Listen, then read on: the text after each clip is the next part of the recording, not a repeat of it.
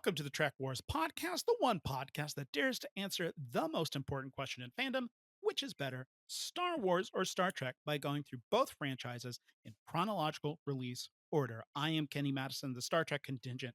With me, as per always, is the co-host with the mo-host. It's Aspen Webster, the Star Wars loving fan. Me. Well, Aspen, What? you're lashing out at me. Hey, I got so much love. I got so much love. Stop lashing out at me, Aspen. Wow. Surely you realize that this It's all will love, be your baby. final battlefield. Oh, dang. Well, Do you this will be, you're trespassing my space. Thank you. I appreciate that. That's right. Today we are covering two very normal episodes: Trespass from Star Wars The Clone Wars Season 1 versus the very normal episode Let That Be Your Last Battlefield from Star Trek The Original Series Season 3. What are you getting at? It's just Normal? what is crazy about this week is that these are three very normal, very thematically separate episodes. Yeah. Oh, I see. They're very, but to help us investigate the thematic, if there's Anything at all. I mean, like, anything, be wild if these two possibly. randomly, chronologically, in their own orders, episodes had anything to do with each other thematically. That'd be wild. And I think Yeah. our guest would be the first to say that these are two aggressively apolitical episodes that we are talking about. As Star Trek and Star Wars are known to be, as we all know. Yes. Yeah. Here to jam their politics down our throats. Incredible video, essayist, filmmaker, dare I say, a raconteur? Jessie Earl. Hello. We are so pleased to have you on this podcast. Thank you so much. Thank you. I am ready to slowly erode Western media with my agenda. So I'm very excited. This is all we've ever asked for. It's all I've ever wanted to do. So I'm very pleased to be here. So thank you. I'm very, very pumped. Yeah. And we are pumped to have you. Gotta say, Yeah. one of the big pieces of text that we have incorporated and used for our podcast in general was your decaying monomyth video. I can't stop. I can't stop thinking about it. We always reference it. I love that video. I'm very proud of that one. Oh my God. Yeah, Aronach and I that one took like a year to do, so I'm very proud of it. Yeah. It's 6 hours. 6 hours. Aronach hand drew like basically a 30-minute like Star Wars animation episode for it. Yes. Like, yeah. Wild. It's extraordinary. Like, in and of itself, it's a piece of art, just like the whole thing. And then in terms of like meta commentary and also just analysis of everything, I feel like it's truly, like, obviously you have so many videos that are all great, and like I just keep that one. I'm just like, so now as we talk about, like, I will constantly reference the neoliberalism to fascism descent, like it's so frustrating too, that video, because it's like I see Star Wars discourse happening online all the time, and I just want to be like, people, just watch. I know it's 6 hours. But if you all just watched it, you would understand. And the way it affects the actual process of the creation itself, that it's like what's happening inside is happening out here, and it's perpetuation of itself, and it's sort of constantly. Oh man, the also, sorry if my camera starts shaking. My cat has decided to climb all over everything now. How dare you have probably the cutest cat ever. Oh yeah, they are. We have 3 of them, and they're all running around right now. But anyways, that video is. I am very, very proud of it. But yeah, it is one of those like pieces where it was just fun to create, because it's got different. We like went through, and Aronach, my co-writer, I should say, who helped write the video and is in a large chunk of it. It's very cool. We basically like kind of cut up different layers, and we're trying to be like, this is what Star Wars is about, but it's selling the myth that like neoliberalism is selling, and it's the same thing that's affecting how the show is made behind the production, but also what our country is doing and our world is doing. It's very much like Star Wars is just the myth of neoliberalism, and once you understand that it like makes reading every single other Star Wars piece of media like you're like, oh, I get it now. It's just interesting. Speaking of which, this is gonna be such a silly question to ask, but Jesse, what's your experience with Star Wars and Star Trek? It is kind of my full-time job to a degree. Without, do I'm you like like it? yeah, I dabble, it's fine. It's not like I have tattoos and my entire house is just Star Trek stuff. And You're more of a Star Wars. Babylon 5 girl. If Yeah, I mean, I do have a correctly. Babylon 5 podcast, so there is Oh. that. Yeah. Oh man, that's actually that makes sense. Most people are always like once they hear that I'm into these, they're also like Babylon 5, and I'm like, Babylon 5. sorry, I should, and they're like, yes, you should. It's So. it is very good. It is a show that's like you watch it and like this is super. It's like one of the most political star shows, sci-fi Star shows. shows. That's out there. It does have its foibles of like being from the 90s where like it does have a cop character and it very much understands how cops work, but you're also just sort of like, does it recognize that this is AJAB? Like it's like the show is kind of showing AJAB, but it's not necessarily saying it. And you're like, But that being said, the show is a really great like look at like how governments and neoliberal style governments can fall to fascism. It also uses like eldritch horror sci-fi to get at like the underlying philosophies of these things as well. So it does it in the practical level and a philosophical level. It's a very, very great show. And also the shippies are very cool. Mm-hmm. There's one. Yes. There's one that's like a X-wing, but it's not an X-wing. It's like an X like this instead of an X like this. Like It's an X. It's not it. It is. Mm-hmm. Ooh. But so you like space. I like space. Yeah, that is a good description. No, I mean to give a quick answer to your question, like I have been into both Star Trek and Star Wars since I was a little kid. My dad put on when I was driving home because my parents are divorced, so we had like half-hour long drives between houses. He put on one day the audiobook for Star Trek Nemesis, and I was like, oh, this is really interesting, and so I like devoured that, and then I went back and watched season 7. I know. Watch season 7 of Next Generation, starting with Descent Part 2 was the first full episode of Next Generation I ever saw. The only episode of Next Generation where like having no context of the show really does hinder it because you have like Lore and the Borg and all and like Hugh, all this stuff there. So it was like, let me start with the worst Star Trek movie, the audiobook version of it, which to be fair is the better version. It probably allows for a little bit more interiority than Stuart Baird allowed.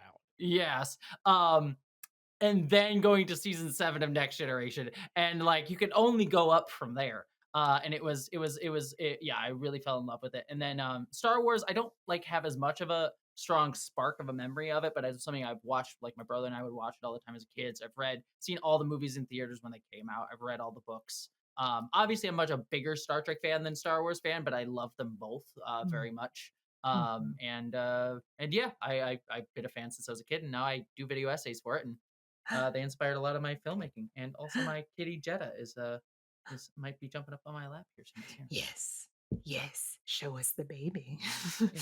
I know she's the one cat that there she is. Let's see, she doesn't like to be picked up, but I'll quick hold her up because she's here she is. Hello. She's like clinging onto my leg. Little black baby. That is a cat that does not like to be held. No. But she's a big lap cat, but she hates being picked up. So. Oh, funny. I mean, to draw attention to another wonderful video, and I think the one that I first, because I'm pretty sure I discovered you through Dan Gunther's and Bruce Gibson's run on the the literary tracks. Whenever yeah. I love those guys.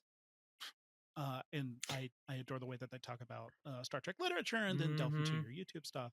And like the thing where my mind blew up and was your extraordinarily thorough reading of Star Trek: The Next Generation, and the joy that I won't speak for one of my friends, Aspen, but I will speak for myself. Whenever you love something so much that you're not afraid to be like that's weird, right? This doesn't make no mistake. I love this thing unconditionally, and possibly irrationally. Mhm. But I adore like Yeah, you be critical of it. Well, that's real love, right? Like when you love something and you want to critique it and you want to like sort of say like I love this thing, but like this is something that I think is weird about it or it gets wrong. But I think that that's what I like Star Trek for in particular is it's a interesting touchstone for like what was progressive of each era in which it was made and how that sort of like has faults and foibles for each and the reactions against it within its own franchise, like Deep Space Nine, and like what it's trying to say. And I think that the conversations around Star Trek are really just a really fascinating. As are the conversations around Star Wars when you don't have to deal with Star Wars fandom, Right. which is its own whole thing. Like Star Wars, I think Star Wars kind of provides an interesting like Star Trek is this look at like what was progressive at the time, whereas Star Wars is like what is considered progressive critique of the system at the time. I think is kind of like an interesting juxtaposition of it. Not that's not always one I for one, like but it's that. kind of that. I love that. Yeah, and so it's just an interesting sort of parallel to look at them. It's why I like Star Trek more because I think Star Trek kind of pushes for a more like systemic change and trying to see something new that Star Wars doesn't really provide. But I think they're both interesting. It's the problem with the current. Oh boy, here I Oh. go. being political on a Star it. Trek Star Wars podcast. Well, we're How probably dare about you. to get real mad at some people. Sure. That's probably what's about to happen. Star Wars being locked to the exact same time period, and we cannot move away from it, and we cannot push onto different ideas. Yeah, no, Yeah, it slows where the heck that we can tell stories from, and also it seems like the reactionary nature of Disney wants to make sure that we never move from that because we can't. It's easier to please everyone as opposed to pleasing like a portion of folks, but then you're leaving like a rabid minority super mad, and so they're going to curtail to the worst base instincts because we're used to always just getting light short shrift. Yep. And so they'll settle, and then like 5-10 years down the line, whenever no one likes Star Wars anymore, they'll be like, what happened? Yeah, it's like well, people who just didn't like it. It's like yeah. Destroyed yourself.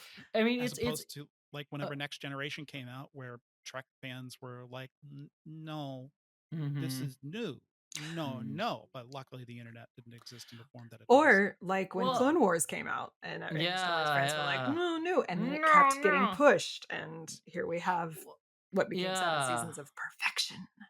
Well, it's like I think it also helps, especially in this day, because like today's filmmaking, is Hollywood is very risk averse. Yeah. So it's like always do the thing that worked before, which when you're doing art isn't going to do anything because art should always be like speaking to today and trying to do new things. So when you try not to say anything, you just ultimately either uphold the sort of hegemonic view of things, or it's just a dilution of the past, or it's just like you're just getting faded echoes of stuff. And Star Trek, I think, has elements of that problem. I mean, look at like Star Trek Picard season 3, I think is like the biggest version of that, but you can even see elements of it in like Strange New Worlds.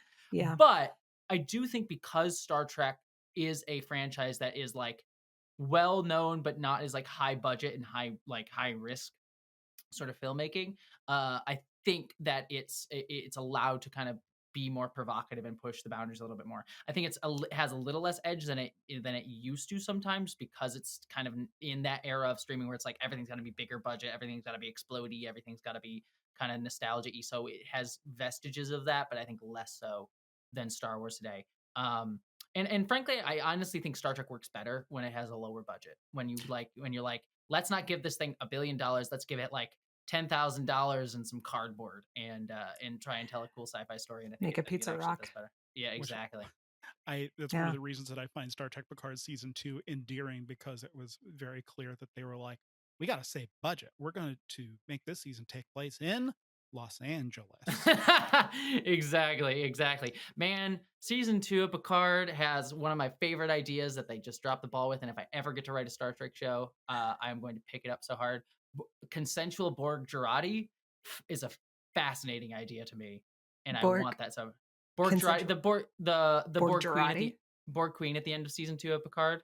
Well, Aspen, we'll get to this in like. Oh, is this something that you're interested in? Oh, have you not watched? I have not watched Picard. No. Okay. That idea in season 2 of Picard, I'm like, they have a concept that they're like, this is really cool, and then they just drop it hard, and I'm like, Aspen, man. Yeah.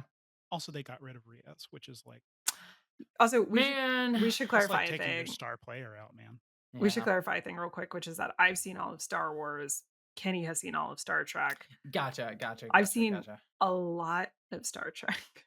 Yeah, but I haven't seen Next Gen, and I haven't seen Picard, but I've seen all of DS9 and most of. I mean, that's the correct answer. Yeah. That's the correct answer. It's the best one. I think, like, when people are like, "What's your favorite TV show?" It's usually in my top 5, like, of best shows ever made. My sit in your ranking, Aspen. I do love Prodigy. It's probably not my top 5. Prodigy is great. How dare you? Yeah. My fiance is not a big Star Trek fan. I mean, she watches it and she likes it. She's seen a decent amount of the modern stuff, but like, she was like, "You can make me watch one of the old shows." I'm like, "Okay, Jason, that's the one I'll make you watch all of." So, yes. That's correct. Yeah. Yes. To give you an idea how much I love Star Trek Deep Space Nine, you said you liked my Sex and Star Trek video for Next Generation, and I have an original series one. I've been working on a Deep Space Nine one. It is currently 30,000 words. It is a book. So I'm trying to figure out what to do with that. And I'm not done. I'm not done. I still have more to say. So release the director's cut. You want me to release like a 20-hour video? Would watch. I'm debating doing it. It's like there's a part of me that just kind of wants, because I always get people when I make like 6-hour videos, the people that are like complaining about like, it's too long, I can't watch it. And like, fair, but I don't make it to be watched in one sitting, but they're kind of at this edge of like, maybe you can watch a 6-hour thing in a sitting. If I just sat there and released a 20-hour video and just be like, here it is, deal with it. I've watched so much real play D&D. You release the short version on YouTube, and then the big version, the longer version on Nebula. Yeah, I could do that. But my passion must be released to the public. We don't care about money here. It must be released free to the public. Yes. This is why I'm a bad businesswoman. It's fine. How dare you not uphold the ideals of American capitalism? I know. But even my like staunchly leftist YouTube friends look at me and be like, "Jesse, you're being stupid with how you run this." I'm like, "I know. I just don't like it. I don't like it." I don't like money. It's like Aspen, you know what I have to say to that? Bad baby. Oh, what's the way, Thank you. I have no context for this. He's got a little soundboard that he just put random sounds. They're not random sounds, all right? Oh yeah. Yeah, there's a lot of Star Wars ones, but then you recently added a few more Star Trek, like accessing library computer data. That's a good one. Thought you were gonna do the real one, which is talk dirty to me, Major. Yeah, right. My favorite is yeah. The Kirk. Oh, I took that one off. No! Oh, no. I was using it too little. I love that one. Yep. You need one that's like a woman. A woman. Ship is a woman. Ship is a woman. You needed the Captain Kirk Wants to Fuck a Mountain song on there. Yes. Why does he climb a mountain? Why does he climb a mountain? To hug the mountain. To envelop that mountain. Well, okay. Beautiful. With that said, I guess since we know, talk about the actual episodes, yeah. No, I mean, this is the thing. Now everybody knows you're truly an expert. You're the one. So that's right, Jessie Earl. She's the one. I am the one. It's on the soundboard as well. So and on that note, Aspen, I think it's time for us to accessing library computer data. Christ. Let's read some synopses for these 2 episodes. Again, Trespass versus Let That Be Your Last Battlefield. Mm-hmm. You want to go first? Among the newspapers to carry this review on January 10th, 1969 was the Petersburg Progress, serving Petersburg, Virginia. And of course, the episode that I am talking about is Let That Be Your Last Battlefield. Of course, story by Lee Cronin. Who's that? Lee I don't- Cronin. Who is that? who is Lee Cronin? Teleplay by Oliver Crawford, who wrote Galileo 7, and director Judd Taylor. And this review, or rather the synopsis reads, two aliens invade the Starship Enterprise in a story which provides a study of an absurd racial life. The ship has become the battlefield for the two aliens, each half white and half black. One of them is a member of a master race, the Pursuer, and the other is representative of the oppressed, the Pursued. This allows the drama to examine racial strife carried to the absurd. And that's Stephen A. Shure from the Petersburg Progress. Okay, pretty good. That's not terrible. And it was yeah. first aired January 10th, 1969. Nice. That's when we went to the Very moon, nice. and also nice. Aspen, are you going to do that for every single Star Trek episode that we talk about this year? Well, Every season 3 one, yeah, it sounds like that's what you should do. because this is our first 69. Because this is the first time I've said nice. Second 69. I did not. Ooh. Clearly, I missed my my moment the last time. You truly did. Oh, Christ! I'm disappointed, frankly. Yeah. I That's- don't want to do this podcast anymore because of it.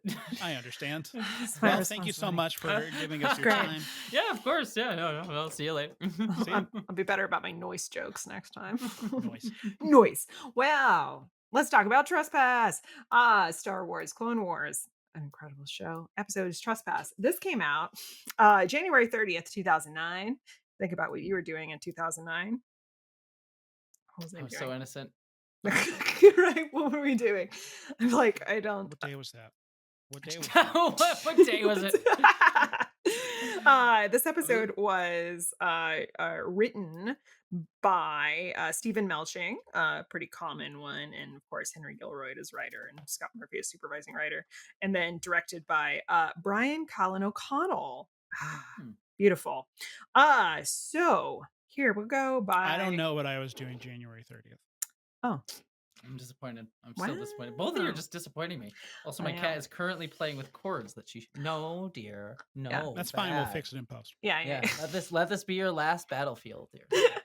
The cat's like, I hate this. I don't enjoy. I'm gonna turn it off. That'd be your last catfield. I don't like it. Okay. Oopsie. Obi-Wan, Anakin, and a detachment of the 500 first investigate the slaughter of a Republic outpost on Ordo Plutonia. They soon find a separatist base destroyed by the same aggressors who turn out to be a clan of native Tals that just want to be left alone. Unfortunately, Pantoran dignitary Chicho claims the planet to be under his people's jurisdiction and orders the unwanted aliens to be either removed or wiped out. As the Jedi cannot interfere, okay, the only hope for a peaceful resolution lies with young Senator Rio Chuchi, a hero. I added a hero. I love that this kids show constantly has like in its synopses things like senatorial jurisdiction as part of like the. This is what we love Star Wars for, kids shows. Let's Honestly, talk about jurisdictions. We when we talked about the prequels, and of course we talk about them constantly, talking about The Clone Star Wars and Wars stuff. prequels. The Star Wars not prequels. Enterprise. No, specifically not Stranger Worlds, things like that. I always talk about how when I first saw The Phantom Menace, I was 9, and how I didn't care, and also kind of enjoyed the politics a little bit. I mean, I do too. I watched as an adult, I'm like, this is my bread and butter. Give me more of it. Like, I want all of that. Like, seriously, like I will talk senatorial jurisdictions with you. Fantastic. But I just find it funny. Yeah. Oh, I know. It's absolutely absurd. And the idea of who has control and responsibility in this. And then the fact that she goes over his head at some point because it's who would have the authority to. Love it. You know what? We're having a nice time. We're having a nice time. This isn't like other podcasts. It's like No. a conversation with friends. Yeah, no politics here to ruin the day. No. So let's talk about the neoliberal fantasy that is lived up in the last battlefield. Yes. I mean, got much to boy. say, but I guess Yeah, first impression. I don't know. Yeah, first impression. Which will lead into our regular impressions, and we'll get there. We'll get there. We'll get there. Because these episodes are actually thematically weirdly similar. I know you were making a joke earlier, Kenny, but I needed everybody to know. Just so you know. Yeah, this is why I like doing this podcast this way. Yeah. Because Mhm. there will just be these moments of serendipity Yeah. where, for some reason, the 76th entries, well, that's not 76, but like within They the line release up, order of both of these things, Yeah. going down the line, for some reason, there's something within the bones of it where both of these things just need to talk about racial politics. Yep. Yep. We need to. Yeah. What was So your as Jesse? 3 white people, this is, I'm sure, gonna go great. I was like watching them. I was watching them earlier today, a little late on my homework, and I went, well, shit. I was like, it's okay. We'll bring in some. I'm sure it'll be fine. I mean, these aren't like that deep that it's like you No. need it, but yeah.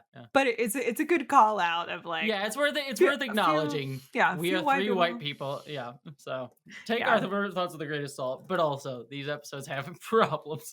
Right. Well, yeah. What are your first impressions? I mean, On of either. let this be. Of let this be your final battlefield. I mean, it's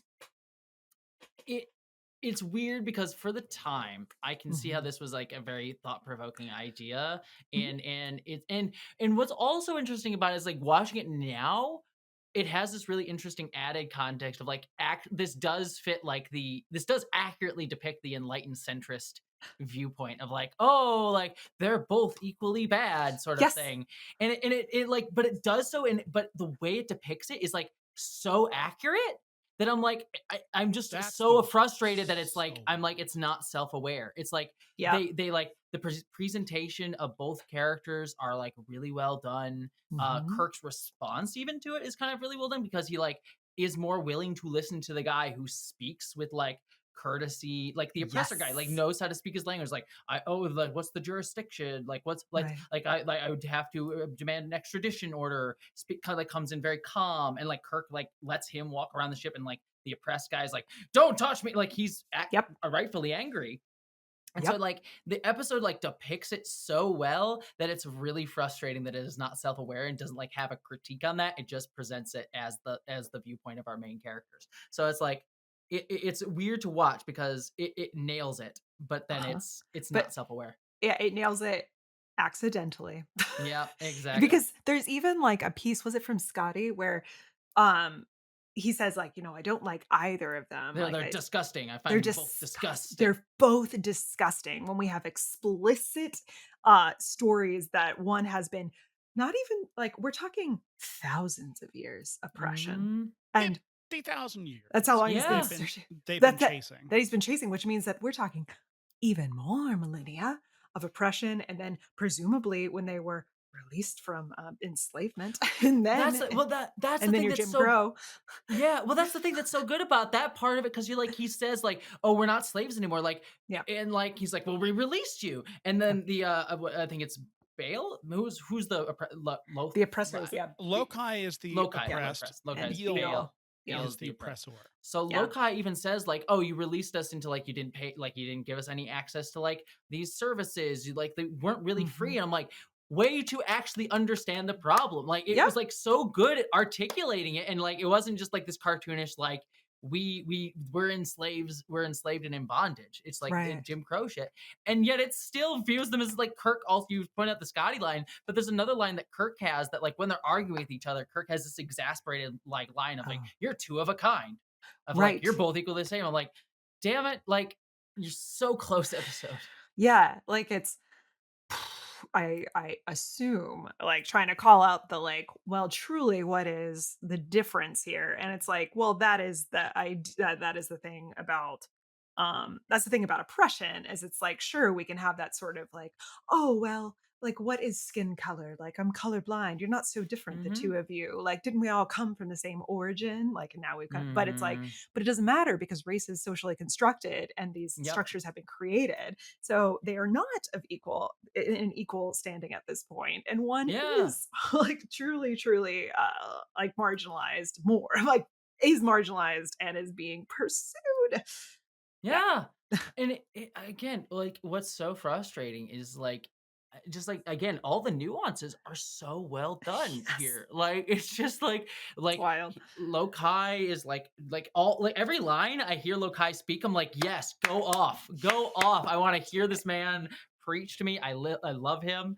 Yeah. And then again, I rewatching this. It's been a while since I rewatched it, but like rewatching it, the thing that just strikes me is just Beale just being this perfect, like, knows how to use the system for his own advantage, knows how to speak to Kirk, knows how to like use it, and gets frustrated when he can't see his way, and you can see the violent oppressor like come out, but he knows how to walk the walk and use the system for his own advantage, even others systems like the Federation.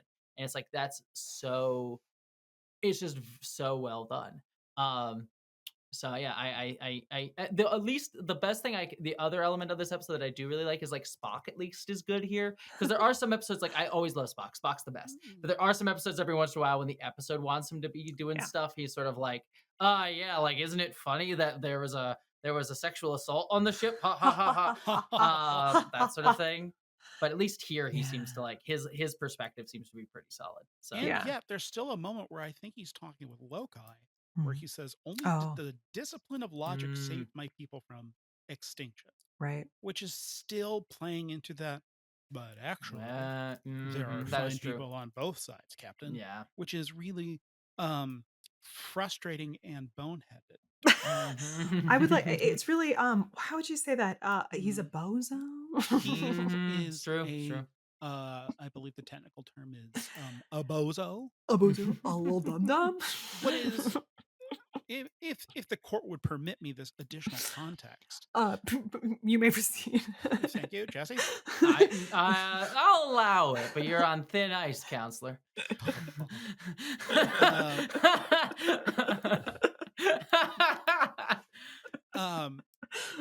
So we talked about at the I believe it was our Spock's Brain episode, but just to refresh the court, Fred Freiberger was a POW in World War II. He was locked up by the oppressor, the ultimate oppressor, at least within the context of Western civilization. A little organization you might have heard of called Nazis. Heard of them? Mm-hmm. They were really bad for a long time, and then a certain group of people in America were like, actually, they had some good ideas. I mean, Recently. if we're being accurate, the Nazis looked at America and like, they have some good ideas, and the people in America was like, yeah, I like what I like you building on what we were laying down. Yeah. And then America was like, how dare you do that part out loud? Yeah. What? I was never. Anyway, sorry. And it's so Fred Freiberger, he's the showrunner at this point. Roddenberry's checked out. And then not only that, we've got Lee Cronin coming in with the story. This is his last credit on Star Trek, period. And he is released from his contract. That's less critical than Oliver Crawford, who was on the Hollywood blacklist. And so is also someone that has fallen victim to oppressors that have been able to co-opt language for their own benefits. So to have these two boys be in charge of this episode, and also Judd Taylor was the one who came in and was like, what if they're like white on one side and black on the other? Because originally they were supposed to be an angel and a devil, because that would have been subtle. And the devil would have been being the one that's oppressed, and the angel would be the oppressor. What the fuck? Pretty subtle aspect. Yeah, wow. What the fuck? Okay. That would have been fucked up. That would have even been worse given the way this episode goes. Anyways, yeah. Yeah, man. I'm bewildered. But you know what? I'm not, because I feel like this is in line with what we often see with these, which is, you phrased it perfectly, Jesse, of like this sort of, they themselves, it's kind of white liberalism of like trying to be like, look, and sometimes, they are doing great work in a perhaps in a time when you didn't have a lot of advancement, but sometimes it's a little like, take a look at us. We're so like we're Enlightened. rising above. We're so progressive, and then you actually like switch back to like being incredibly non-progressive. Yeah. Which is the contradiction within this episode. Mhm. These two boys should know better, Right. because they have experienced this Themselves. themselves, Huh. and Yeah. yet they're still like, but this race issue sure is a pickle, I which is so frustrating from my modern viewpoint. And also, like, for 1969, boy oh boy, there have Nice. been like a lot of like, whoa, race is absurd. Racism, rather, not race It- being absurd. it is almost interesting. Like, I wish I could have seen how this episode sketched up, because it almost feels to me that they thought of the ending. This like, Mm. oh, the because like there is something within like this world got destroyed because of their constant fighting sort of thing, and then Right. worked back from there. But and if you kind of have that thing as like, oh, they need to stop fighting because it'll ultimately destroy their planet. Like, if you have that as the basis, it kind of like naturally pulls from that to get that centrist sort of like both sides need to, like, it's just an endless cycle. Yeah. And again, that neoliberal myth of the endless cycle of back, like the oppressor will become the oppressed, the oppressor, that back and forth sort of thing. So Right. it kind of like pulls back from that sort of like twist, and I think that might be the Achilles heel of the whole episode, of like having to work back from that to earn that ending. You kind of need to present it this way. That doesn't make it better. I just sort of Yeah. like thinking structurally that's kind of where it comes Except that from. this wasn't even the original ending. Really? I What? don't remember that. Yeah. The original ending was like they get to Sharon and they have peace, Oh. and they're like, pretty silly that y'all were chasing each other for that long. I mean, that's the same ending, just It's very similar. It's the same Right. ending, just the opposite direction. So I mean, I think you could still work back from that to hit that centrist Yeah. point either way. Yeah. So, Though in that Very- one, it can make space for the what DS9 did really well, Mhm, which is mhm. like the Bell riots. If it's like it actually took, it took Actual an revolutionary actual like violent revolution, and this Mhm. to reach a point of where we're at. Which I'm not. I am. Yeah, but I mean that's not a lovely thought, but it's kind of like, but it's a realistic thought. Yeah. No, my always view politically on that is like violent revolution is not something to be actively sought. Right. Like the goal should be to try to build systems of community self-aid and support, and then when you need to fight the system, when you're able to, and it's possible, because like if you're trying to build something new from the bottom up, which I think is the best way to do it, the system itself is always going to eventually violently push back, because it's never going to willingly act against power. So like violent Mhm. revolution is always going to be necessary at some point, but it's not something to be like some people in certain spaces are bloodthirstily like, yeah, let's have a violent revolution now. I'm like, is that the smartest move to happen right now? It's like, I do want change, and I believe that that's the thing, but like let's not Yeah. be stupid. Like, do you know what that actually means? Mm-hmm. But if I Right. could Anyways, counter, that's a whole other political discourse. if I could counter, have you Mhm. thought about logic? Yeah, have you thought about logic? Just logic it. It's fine. That is a very frustrating. It is so simplistic.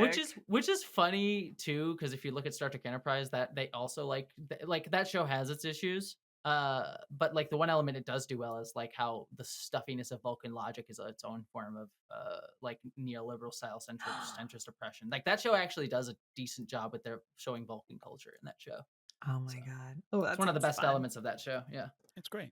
That sounds fun. This has a touch of like what the times where I feel like Spock is characterized so well. It's like a DC Fontana episode, because she's just like, I'm She writing kills it. fan fiction about my boy.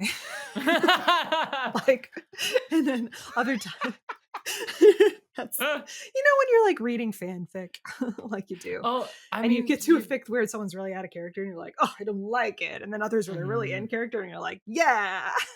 That's funny you should say that, because you just made me connect. Like DC Fontana was the Una McCormick of her time, because Una McCormick started in fan fiction. That's how she got. No way. Yeah, she started in fan fiction. So yeah, like Good. that's just very funny. Good. That's what we should all hope for that. The dream. But yeah, DC. Yeah, it's just like Spock at least stays somewhat in character here. But yeah, it's Dumb. I mean, it's hard to like find more things to say about this episode in my mind because it's like it's 'Cause you're just fun. yeah, it's a episode that so well nails the dynamic. It so understands it. It even has some great nuances. Like I still can't get over that part that like the way Beale speaks to Kirk is just so on point, and like how Yes. he uses the system, like it's so good. Um, and then it just ends on that point, that centrist point, and it's just like, man, so close to being good. So close. The only other thing to call out that I do like, that's just this is not very deep, but I do like the scene where they do pick up Lokai and they're like talking about his biology and like McCoy's like, I don't know what's going on with this guy, and there's like this interesting conversation about alien biology, and then Spock's just like, and yet you're still pumping him full of your juice, and he's like, look, Spock, I just like sometimes the book will do, damn it. It's like that's grade A Spock McCoy snark. So. Yes. I think that love was a lovely palette setter, just kind of being like, look at this guy, look at this individual. Mhm. What a wondrous discovery. This person is amazing automatically without Mhm. even knowing what their personality is. Just the fact that they have discovered this person and just their inherent value, just as I don't a know. body. I was kind of a little weirded out by the fact that like I'm like, this is an alien person, humanoid you don't know, and you're like the idea. Fetishizing him. Yeah, they're fetishizing him a little bit, and also like if unless I heard it wrong, it, I think Spock was talking about like this isn't part of like the spectrum of skin color or like what we've seen in terms of this like exact half, and I was just like, Mm. you don't know. Like that's Yeah, like they're right, not all yeah. the same. It seemed like such a strange perspective to take. I mean, that whole conversation is very much a relic of this being a show where like sci-fi understanding was not well known. So you get like these conversations about like the assumptions are weird Yeah. and very like human centric. Where it's like, oh, we've never seen this kind of guy before, so he must be one of a kind, and it's like this very A to B kind of thinking that's very clearly there to get to like, oh, this other guy looks just like him and we don't see the difference. Oh, but we're half black on one side, half black. Like it's supposed to get to that point of like they're we don't see the difference and you're being kind of ridiculous. Like that's the idea that they're getting to. Right.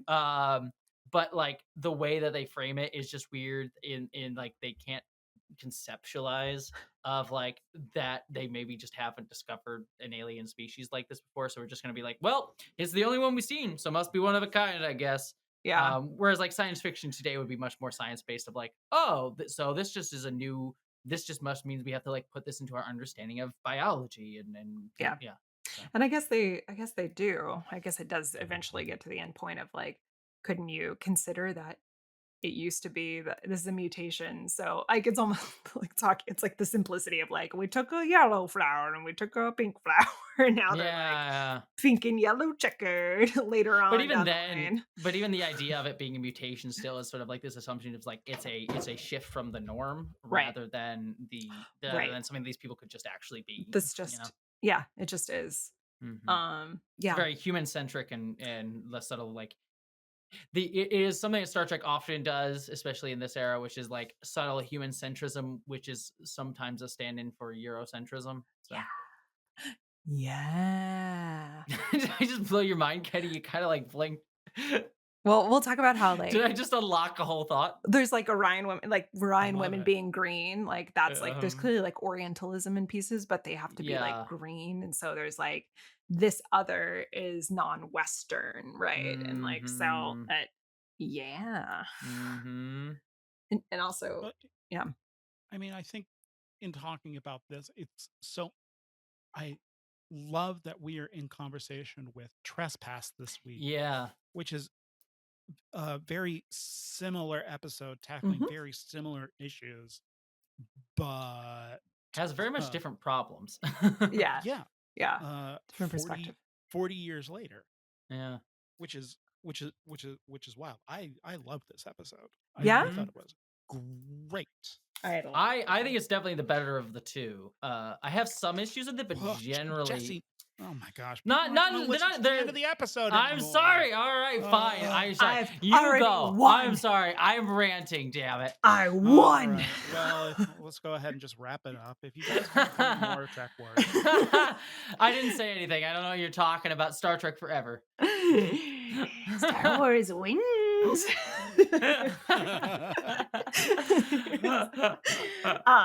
I didn't. I say love shit. both Star Trek and Star Wars, but you know what? I gotta support my boy and my boy's Star Wars. So, I love this episode too. I think I'm a big fan of Chuchi. She comes up later. She's in other pieces. Yeah, she's she's great.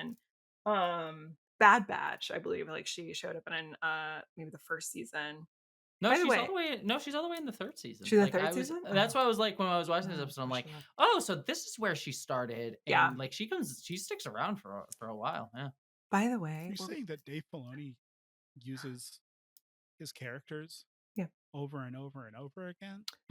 Wow. What a shock. I would say that Dave Filoni respects his characters sometimes, and he provides a continuity of character growth. It's just weird that Ahsoka, who was just off screen the whole time, and then somehow survives the whole way. What? And Wait. then whenever we meet Ahsoka in live action, she's so sleepy. Okay, that's true. She's That's true. she's He just hates so Ahsoka. sleepy. He hates it. He hates the Ahsoka show. That's accurate, but It- like the best, like the weirdest but best description I've ever heard of live action Ahsoka. Yeah. That's wild. Wow. You're not wrong. You're not wrong. Ahsoka's the best Star Wars character. You're not She wrong. got Mando pilled. Yeah, got she Mando filled. did. She She was did she get was my Mando favorite filled. character, and then yeah, she just becomes like meh. And Uh, and Rosario Dawson agrees. You can see in the Ahsoka Shoka, like that entire time, the Ahsoka Shoka. Ahsoka is 3 seconds away from putting on a helmet and stopping emoting. You know it has been. No, leave me alone. Leave me alone. Can I do a quick thought? This is not what we're here to litigate, but just a quick thought that when we were talking about budget on I don't think that was in the I think this is in the regular episode. I've forgotten what we've already talked about, like budget on episodes. I had forgotten that we have still beautiful animated features that are happening, shows that are happening, like Bad Batch and or Tales Yeah. of the Jedi and Tales of the Sith, right? That Rebuild the galaxy. they're lower budget, so you Rebuild the galaxy. I'm excited to watch that too. By can rebuild the the way. galaxy. Like it's all Apparently, just, it's good. but listen, anyways, yeah. listen. Bad Batch rules. I love Okay, so my little clone boys who were assigned soldier at birth, trying their best. That is Yeah, that's But- seriously, that's their gender. They're assigned soldier at birth, Mm. and they're trying their best. So. yeah, they're science soldier. They're all emotion. Identify emotion. Well, I think as a sort of a character study in Chuchi, a lot of stuff happens in this episode, but I appreciate the ability of a person to start at a point, especially in this case, like a younger girl who's a senator. You can imagine that she'd be, say, the same age as Padme, right? Like maybe she started out at more like a 15, 16, and then because of the way the politics in the galaxy I do love work. that continuity within the politics. Yeah. And just like, yes, well, here's another child politician. Right. And then using that child politician kind of as the intention seems to be an impotent figurehead. Mhm. Or it's either impotent figurehead or like idealistic Right. character. Right. Like or, a kind or of both.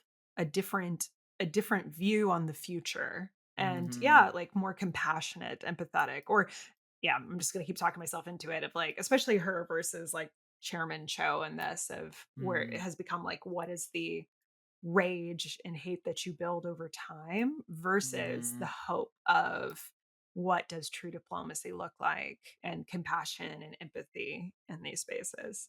So I yeah, don't know, Chairman Cho seemed pretty chill to me. yeah, they call him The Chill whole Chow. time. They Chill call Chow. him Chill Chow. That's Chill the Chow. thing that I learned from the Filoni zoning. George wanted to call him Chill Cho the entire time.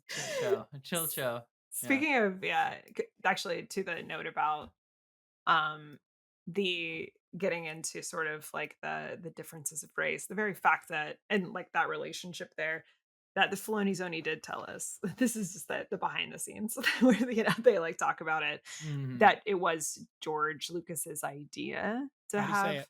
How do you say it?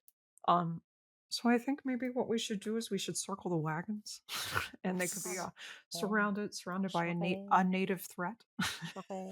Circle the wagons. That's the quote. He wanted us to circle the wagons and have them surrounded by a native threat, which in and of And itself, initially, Dave Filoni wanted to do a whole wagon planet, and then George had to pull him aside and be like, "I don't think you knew what I meant by that. The whole planet is Weird that this wagons. episode is kind of like a Star Trek episode because like it's like that wagon train to the stars Yes. sort of thing there. Yeah, it's a very very Star Trek-esque episode. It is. Would you say that? Again, it's like poetry. So if they rhyme, Oh, I love that that's on the board. That's fantastic. You would love it if you had to listen to Kenny play it like a billion times a year. Oh no, I'll never get old. I'll never get old of it. It's like poetry. It rhymes. It's like one other thing I do like about this episode. I mean, I like this episode quite a lot, but yeah, it gets a lot of different things. But what it shows here is the Jedi kind of acting as they should, which is like their theoretical function within the Republic, or even just existing in this galaxy, should be peacekeepers and kind of like mediators of conflict. Yeah. And the issue that George kind of was getting to is how they kind of ultimately became functions of the state and sort of like cops, essentially. That's what the Acolyte was about. They were cops. That's what the show was saying. Yes! Anywho, That's what I I know. They're literally cops. That's what they become. But here, all Jedi Anakin, bastards. AJAB. Exactly. Very much so. But here they are like Obi-Wan and Anakin are actually functioning as they should, which is mediators and peacekeepers, and like trying to like tone down the conflict. And when the conflict comes up and it's time to resolve it, like they're like, no, you need to symbolically be the one to the senator who ends this conflict. That is much more important than like us going in and like doing it. Like you need to be the one to resolve it. And it's not them going in and being like, oh yeah, because you're part of the Republic, we're part of the Republic, we'll do it for you and just end this and it'll be fine. We'll use our force to do so. It is them being like, no, you need to resolve it. And it's like, this is an episode showcasing what the Jedi should be functionally working as opposed to what they typically are, which is like space cops. Yeah. Alas. Yeah. The space cops or the space CIA. Yep. So, Oh yeah, going in and destabilizing. Yeah. Like, we did it for the peace. Yeah. We're just keeping the peace, you know? It's fine. I mean, yeah. You weren't using this autonomous government, were you? No. Well, it's ours now. I mean, like, we'll just, I don't know, put someone else in place. It'll be fine. Yeah. Now I'm thinking about this, and if the court again will permit me. Again, thin ice. Use your use a very thin rope. That's a thing. Because it seems like Kirk is bending over so backwards that his back breaks to preserve neutrality in between the conflict between Beale and Lokai. Yeah. And I'm sitting here and I'm listening to y'all talk about the neutrality that Anakin and Obi-Wan displayed here. For some reason, a taste of Armageddon pops up in my mind from the first season of TOS. And it's so interesting that Kirk and company are okay with being interventionalist space cops in something like that, where everyone is white passing, but in this, which is clearly a coded racial allegory. Oh, maybe. Yeah, that's a good point. Yeah, not even. It's a story about racism, and they are just like, whoa. You see that rule up there in General Order Number 1? That's a prime directive, baby. And Kirk seems to be pointing to that non-interference clause so much. I guess we've seen interference within the Clone Wars so far, but this seems to be, well, it's so interesting that the Jedi are dispatched as mediators or trespass in what seems to be a local conflict, because it's not really explained what the importance of the planet that we that's some of my critique with this. Yeah. I genuinely thought I missed something. Like I was like, should I? Well, like, oh no, sorry, you I have the perfect perfect answer of why in a later segment. Please continue. Well, I was just gonna say, like, the cops, or the Jedi here, the cops here are The working, Freudian slip. I love this. the Jedi here are working as, like, they have a neutrality of use of force Mhm. throughout all of this, like trying and save lives on both sides. However, Use they of don't. force. Yeah, but they do, but they Oh, don't. great job. Look at that! Look at that! I'm doing my best. Again, it's like poetry, so that they rhyme. Oh God! Accessing But- library computer data.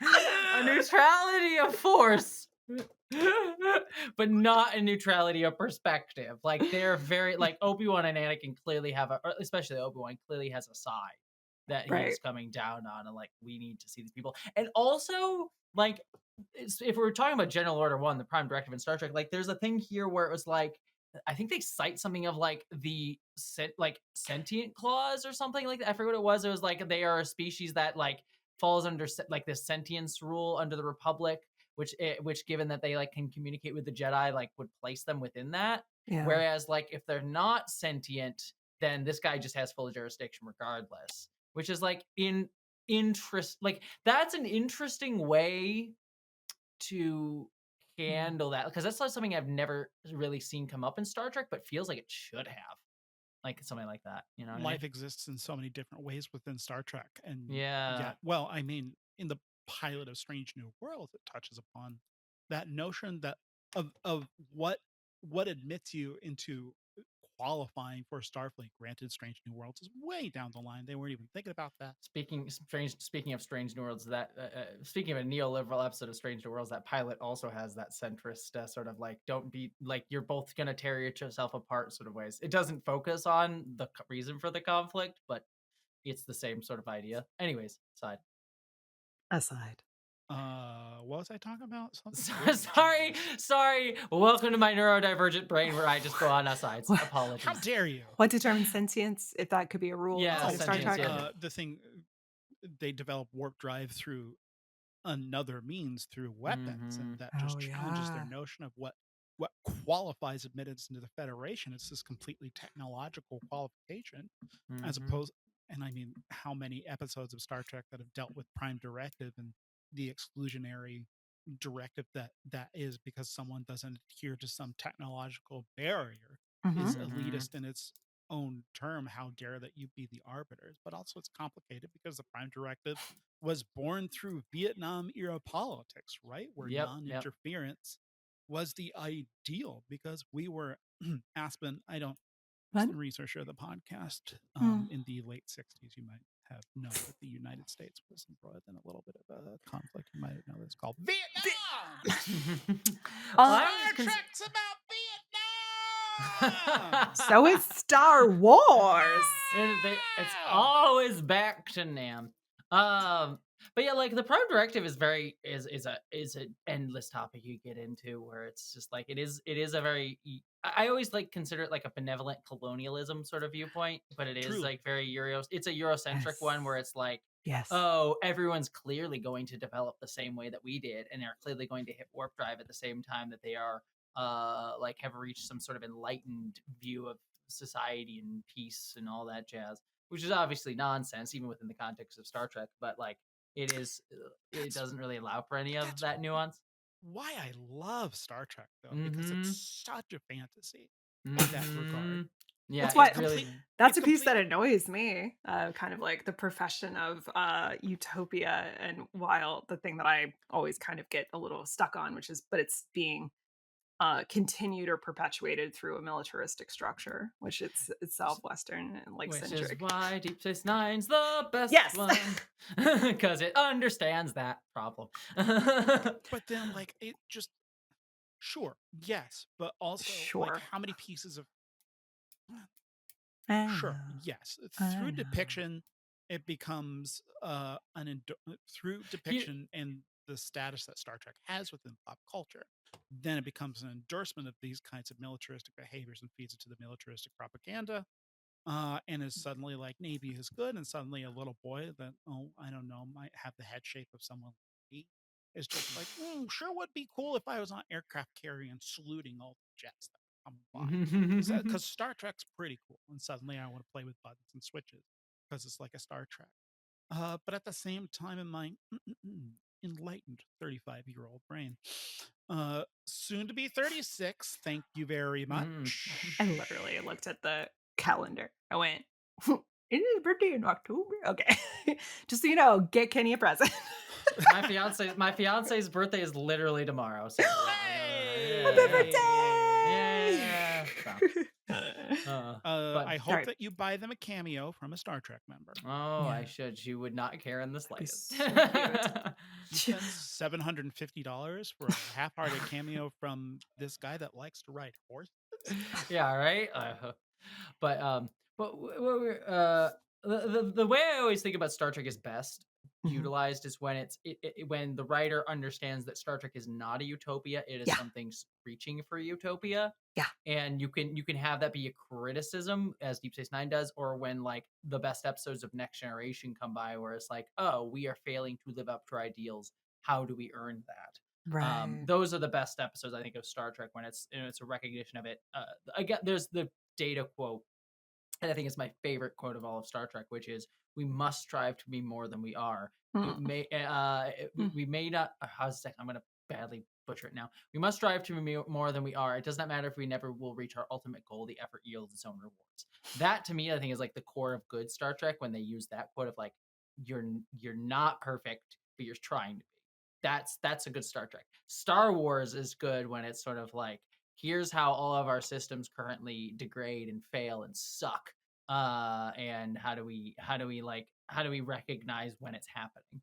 So. And fight, which appeals to me, like join together in community and like rebel, which appeals to me at my most angry moments, I think. Yep. Star Wars Andor is great. Yeah. Star Wars Andor My favorite is Star perfect. Trek quote is, "You're all astronauts on some kind of Star Trek."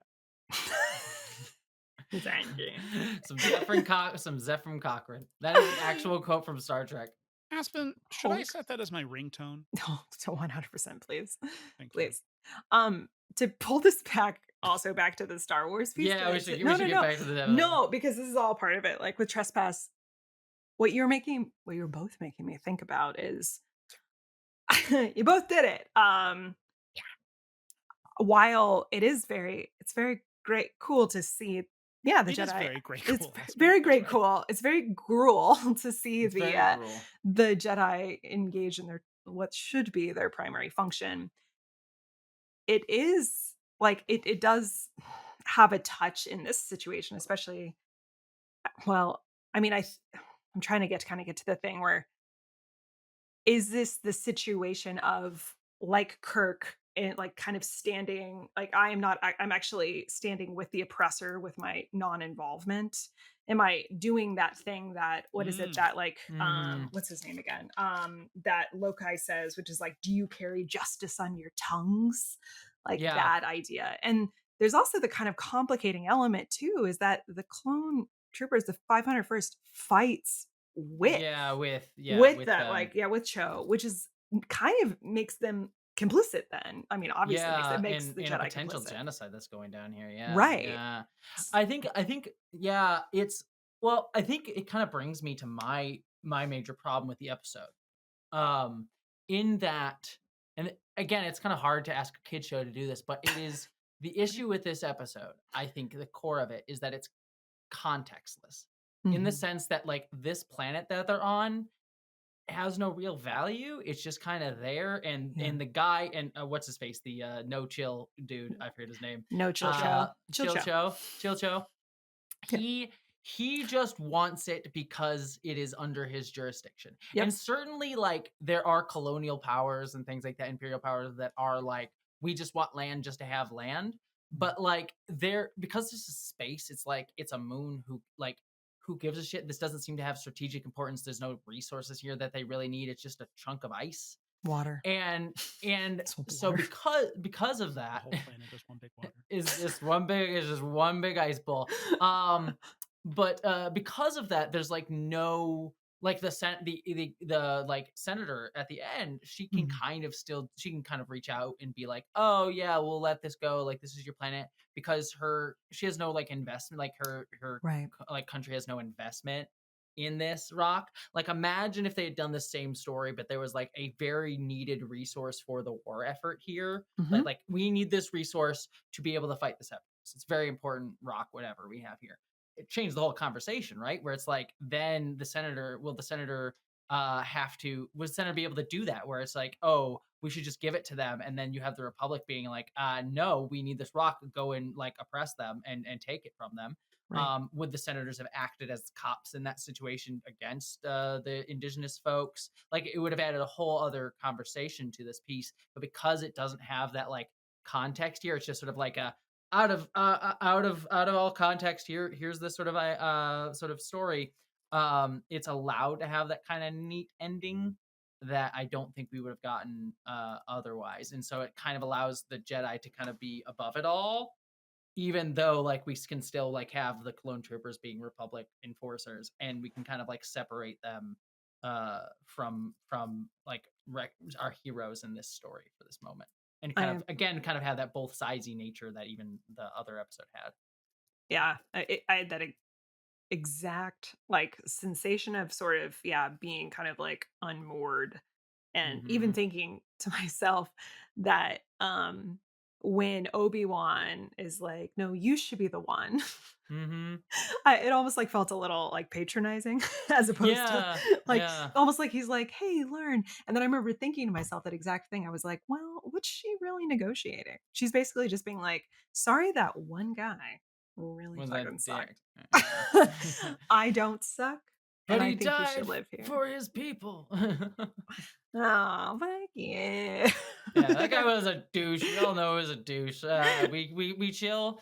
You know, we only killed like 5 or 6 of your guys, right? It's fine. Yeah, It's fine. Yeah, and also your little buddies. I wonder what the name of It those. was very interesting that the Chairman Cho decided to act unilaterally as chairman of the planet. Right. yeah. It I mean, it reminds me the limited amount that I remember the Iraq War, but just remembering that George W. Bush committed us to a war effort, and the U.S. just committed themselves to a war effort without the approval of the United Nations. Yeah. Well, it's a weird thing because it kind of goes to like the issue with how the Republic is sometimes depicted, because the Republic is sometimes represented as like the Republic just has jurisdiction over everything, and it's like the federal government, and these country and each planet is like a state. So it kind of sometimes functions like that, and then sometimes it also functions as the UN, where it's more just like we're an overriding body that helps negotiate between these groups, so we don't actually deal with it all the time. So like this guy can sort of act unilaterally without Republic. Like under that view of it, him acting unilaterally makes sense, because it's like the Republic can't dictate what we do within our own jurisdiction. But if it's more representative of like a U.S. Style like neoliberal democracy, then him acting unilaterally would get a lot of pushback from the Republic. But it's something that we don't really have to confront here. We don't have like the rules. It's not like this is a Federation planet, so there you go, versus your non-Federation planet. Because, the only allusion to that we get is the like that line about like they might be a sentient species, so the law would sort of give them jurisdiction over this planet. Yeah. So. Wow, galaxies, they're so big. I know, the bureaucracy must be hell. Honestly, a republic, it sounds like we just distribute our resources too far. Get back to small government. We get back to planets' rights. Yikes. But yeah, look, the Galactic Civil War was about planets' rights, all right?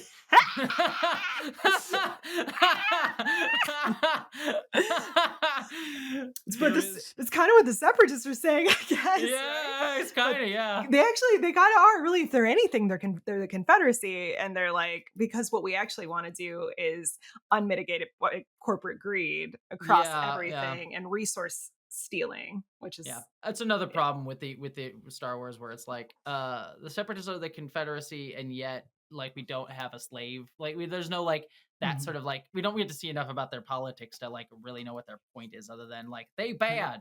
Yeah. I also do really. I think I made this joke in my Star Wars video, but I really think it's funny that that their like name is CIS, like their CIS, the Confederacy. What is it? The Confederacy of Interstellar Confederacy of Systems? Independent Systems? Systems. Independent Confederate of Systems. Independent Systems. So they're Yeah. cis. Cis. And it's like, yeah, the cis folks are bad. Of course, we know that. Yeah. True. True. Yeah. I would be remiss before we moved on to our next segment to talk about possibly sincerely one of my favorite pieces of filmmaking in Star Trek in the original series. I think Aspen's going to come for my throat. No, it's okay. I know what you're about to say. I adore the self-destruct sequence and Let That Be Your Last Battlefield. I found it so riveting, so tense, even though I knew that it was going to be completely undone because I've watched a Star Trek before. Which one? One of them, I think it was called Menage a Troy. Oh. Actual episode title. It's a great Deanna. episode. Judd Taylor brings some fascinating flourishes to this episode. Case in point, the rapid zoom ins and zoom outs and the alerts. Love them, adore it. I love it. Love to see I liked it. it too. Yeah. Aspen, calm down. I liked it a lot. Aspen, calm down. I liked it. I also liked the cuts to like just effective people being effective. Like there's something to be said about Star Trek in its efficiency porn. Like everyone or competency porn. I think is like so. There's like a shot where like Captain's like red alert and like the ship's about to like be blown up or whatever. But then you just cut to a shot of people calmly walking through hallways like doing their jobs. And you're like, man, that's a crew, right? They know what they're doing. Also, this happens like twice a week. Yeah.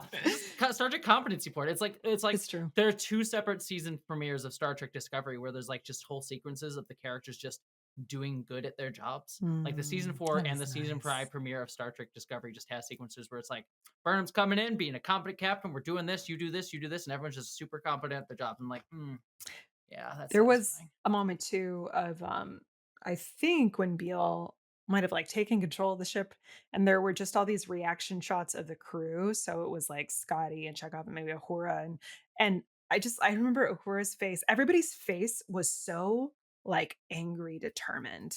Like they weren't like, they were just like, and I'm like Uhura's face is just like, and I was just like, yeah, because they're genuinely like, we're gonna fuck you up, which I really like. They're not like panicking. They're just like, this will not stand, which is its own kind of competency porn.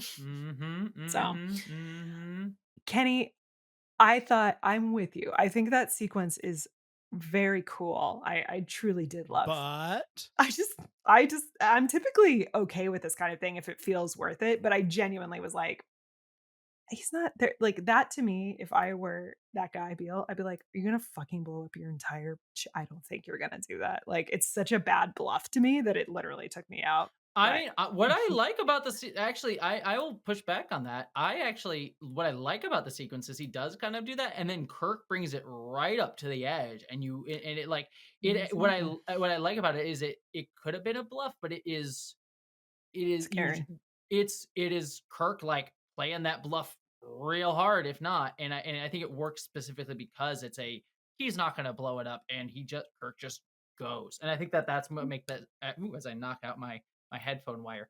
Oh no, I can't hear anything. Give me a second. Hear us? Wow. It's like Jessie. There Wow, having opinions. Oh, what? No, throwing out my thing. But yeah, no, it's I think it's an effective sequence specifically because it's a like it goes from are you really? That's kind of ridiculous to oh shit, he might actually do it. Like it builds that tension rather well, I think. And I love it's so stupid. I love it. The fact that Beale just steals the ship again. He steals the ship twice. Yeah. And Kirk and Spock are just like, you want to still have dinner with us? Well, like your style. He's a respectable white person, basically. Yeah, look, like you're a Republican, but we can still reach across the aisle and talk to you. Oh, we're gonna go high. We're gonna go high. Oh, It's like Jesus. you may be trying to blow up our whole ship, but like we can sit down and hash out a deal and Right. like write a bill together or whatever. Right. Yeah. Well, you can do it. There's Um. there's no place for violence in politics. On that note, shall we move on to our next segment? What is it? What is it? A long time ago, start date this week. I courted a beau, I dated a geek, but none of them could warp my drive into hyperspace. The best of both worlds kept me in second place. Captain's log on a holocron. I wanted a snog. I penned a song. 17 more minutes of thighs in super high def.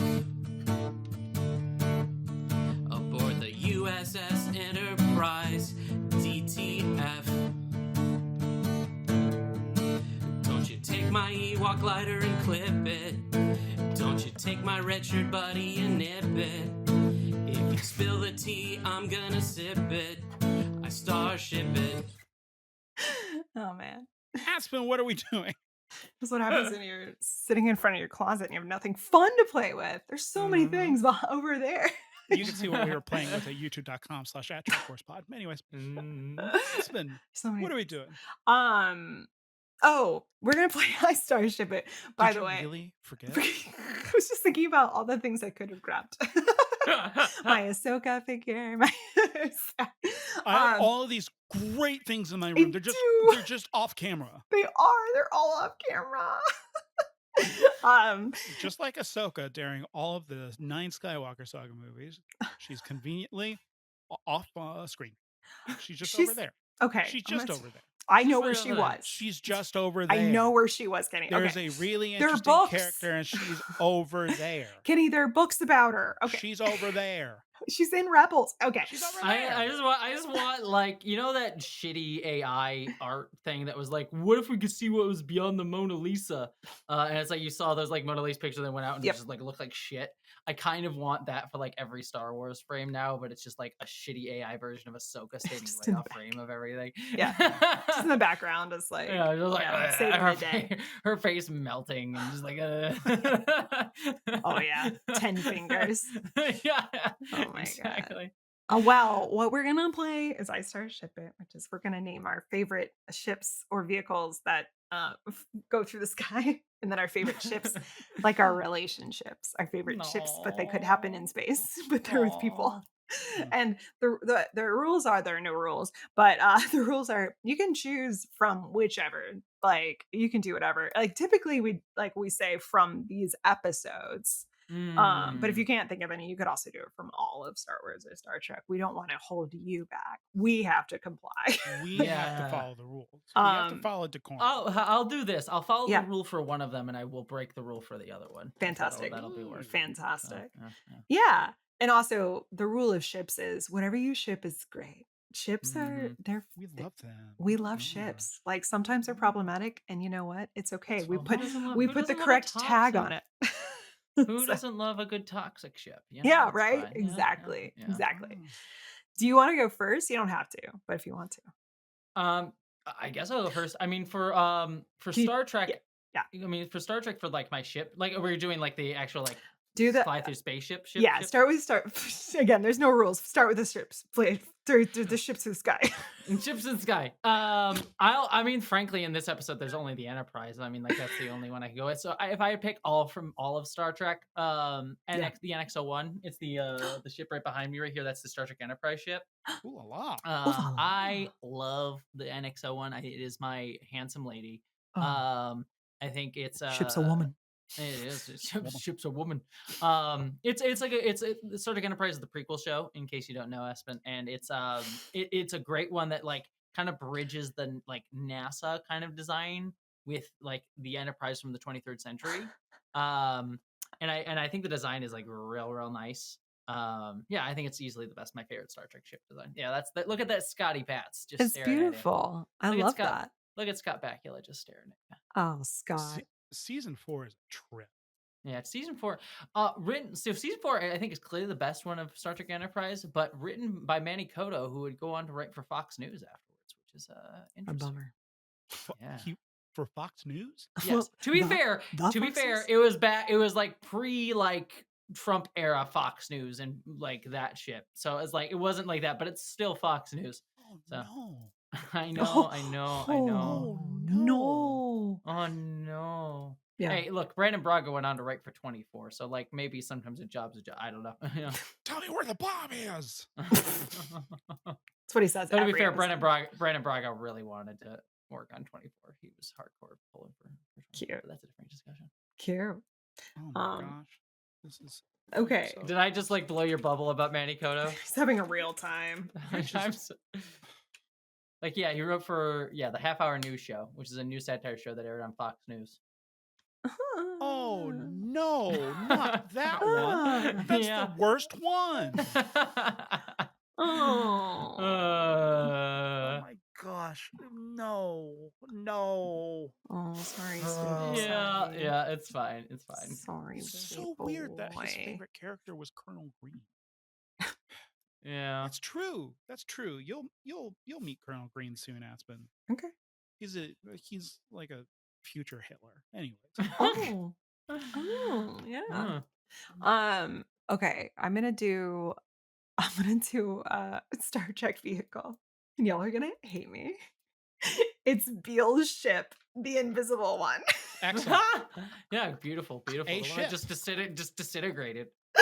You can't Much like Ahsoka, so too was get the Beale's ship fuck out. conveniently off screen. Yeah. Look at this definitely here ship that look how it's like one of those characters like going like, wow, that looks so expensive. It's just right off screen, but it's so expensive.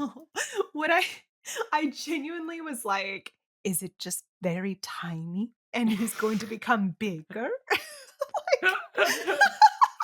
I didn't know what was gonna happen. I was like, where is it? I was genuinely like, I don't see it. And then to just be like, I'm here. And then he's like, it traveled. Like, I guess he's been in the same ship for 50,000 years. There are so many questions. Yeah, don't think about the logic of this timeline. Yeah. There are so many world building questions within Let That Be Your Last Battlefield. Not even just the black on one side, white on the other side, but also what kind. Just they've been chasing for 50,000 years. You didn't catch Lokai once.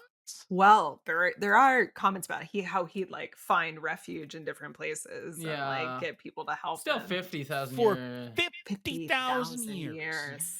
It's a ridiculous number, but I will give them at least credit. Was like when they were writing it, they did not think that this show would become a franchise and people would be like look at it with that hard at this point. Like nerds 60 years in the future be like, oh look, this doesn't fit with the timeline. Like they were just like they had no idea. So well, here's what I imagine the ship looks like. Here we I imagine that it was your favorite type of ship, Kenny. This is what was in my brain. Like a sleek, sexy baby.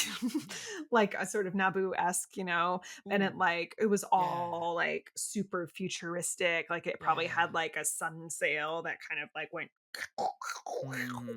and then it like kind of came out with but it's got to have a silhouette that a kid can draw. So it doesn't when the sun sails are inside. It's got a good little like a little like those little footballs kind of silhouette, and then when the sun sails come out, it's like little bat wings. Okay, I gotta figure out how to get this drawn. I can't draw. That's what it looks like. And on the inside, draw Aspen invisible ship. Yeah. But it's like it's got to be half black on one side and half white on the other. Right, on the correct side. Yeah, on the correct side. It's like a very supremacist. Right. Ship. Which is a problem because Beale always has to be on the right side, or else he's betraying the race. Yeah. And so, like, whenever he goes to the bathroom, he has to like walk backwards into the bathroom. Yes. He's a traitor. Yes. Yeah. Exactly. Anyway, that's my ship. Thank you. You got our vehicle. You got one, Kenny? Yeah, I got that sweet snow speeder with the enclosed cockpit. That was my other one. that they're Yeah. popping around on. It's so cool. It's great. It's fantastic. It's fantastic. They're on a speeder bike, but it's in a big bubble. It's cold. It's so good. It's clever. Yeah, it's a cold planet. Get some. I Get love that it. shield where yeah. One I questions why love they it. don't use that all the time and like have slightly more protection just generally. But Don't think you about it. Don't worry about it. Don't. It's don't- like, why do some people have like, what are those called? Those topless cars. Yeah, Convertibles. convertibles. Yeah. Why do some people have convertibles? Some people have SUVs. I will say, I also did like, speaking of like Yep. cool aesthetic stuff, I did love Obi-Wan and Anakin's like snow fit that had Oh. like the Republic symbol on it. Reminded me kind of like the Acolyte, the green lady who has that like Republic dress, that, Yeah. like Jedi Order dress in the finale of that show. I was Yeah. like, I kind of like it. I like this fit. It's modeled after Han on Hoth. His coat. Han Oh. Solo. I'm just saying Han. Obi-Wan wore it better. Yeah. Yes. They talk about Mhm. how like they sort of just created like the shape of like the fur, but then they didn't do so they like stylized it instead of doing like kind of like little strands and hairs and stuff. Yeah. So it ends up with that Nice. cool sort of like crunchy look that like Yeah. was just yeah. really fun. That was nice. It's very cool. A lot of the design of the episode is like based on it's based on like concept art for Hoth, but like the Oh. blues and stuff. Like, but that's not something they Yeah. could do on location and create an empire. So they got to do it in Yeah. this show, which is Oh, cool. that's cool. That's actually really Love cool. Yeah. it. It's Mhm. very beautiful. It's a very beautiful episode. It's a great episode. Yeah. Yeah. The animation, it just gets better and better. And then That was the thing too. I was watching this when you asked me to watch this episode. You said like, "Oh, it's a season 1, and I was like, "Oh, okay." So I'll have to deal with that kind of like janky animation-y look because I've like looked at old season 1 stuff. This episode like still holds up pretty decently, especially Yeah. compared to other season 1 stuff. yeah, So. this one's particularly lovely. And other times it's a little jankier, and it just gets Mhm. better and better. Like by the time you get to the newest season 7, Like Bad Batch looks Oh. gorgeous. it's gorgeous. Like and I like season 7, by the time you get to like the fights are so fluid and they're all motion captured and they're like actual, Mhm. like martial artists like capturing it and then putting it into like, oh, it's so good. Oh, Clone Wars. It's great. You probably know all that. I'm telling Kenny. I'm like, just let me talk to you about Star Wars. Anyway. On this podcast. Sweet. Okay, now we can do ships again from either franchise. Well, I'll pick. It's not my favorite ship. I mean, arguably, this could be my favorite ship from Star Wars. I mean, I'm gonna play fast and loose a little bit with the rules here, but Anakin and Obi-Wan. I don't necessarily romantically ship them, but I love their relationship so much, especially as depicted in Clone Wars. They're just bros, and Anakin's kind of like fucking with him the entire time, especially in this episode. Like Yeah. Anakin's kind of like, like when they go and see the indigenous aliens, he's like fucking with them. Like I really like their relationship. It makes what eventually happens all the more tragic. Yeah, especially What? because they probably were kissing a little. They could do Sorry. little kisses. What happens? I haven't watched episode 3 yet. What happens? Nothing. Oh. Don't worry about it. It's all fine. Anakin and Obi-Wan end up being bros for life. For Cool. cookies. I hope they explain where that Cookies. Darth Vader guy comes from. Yeah, no, it's weird. Yeah, he's been off screen the you'll whole see. time. Yeah, it's just right in the off back. screen, standing next to Ahsoka. Yeah. 10 fingers on one hand. Kisses. Okay. I appreciate that shit a lot. Yeah. Yeah. It's like I don't necessarily romantically ship them, but I just like the relationship a lot, and it was like the best one in the episode. So That's true. That's Yeah. true. So There I'm weren't a playing lot fast. of Mm. Yeah, I'm kind of playing fast and loose with the rules there a little bit. yeah. These You are do tough. know that Beal and Lokai though probably want to like angry fuck each other. That was gonna be mine. Oh, I'm so sorry. I'm so sorry. I'm so no. sorry. I mean, because I'm with you. Because if there's anything I love, it's enemies to lovers. Mhm. Or And you know Lokai is the top in that situation. Yeah. 100%. Oh yeah. 100%. Which is just what makes it all the better. Mhm, mhm. This is all about what do we do with power and how do we engage This is with the it? this is the neoliberal cycle. You know, the oppressor becomes the oppressed. When it comes to kissing. If only we could solve colonialism with angry sex. Like Yes. angry consensual sex. Yes. Angry consensual sex. That's 100% mine. The angry consensual sex. That's it. Ship it forever. Yeah. Kenny, you look so excited to say yours. So the question that has been on the tip of everyone's tongue on this episode is, why this planet in Trespass? Yeah. What makes this planet So so special. important? Yeah. Why dispatch Jedi, keepers of peace, for what seems to be a completely inconsequential territorial acquisition? Okay. It doesn't Serious make guy. it doesn't make sense It doesn't make any sense until Oh. you reveal my ship. Yeah. Of Chairman Cho and Palpatine. I thought you were gonna say like the tall leader, and that they like had a falling out, but that's even better. That like makes so much more sense. Actually, yeah. You know that, like we found out in Rise of Skywalker, Palpatine was fucking. Second.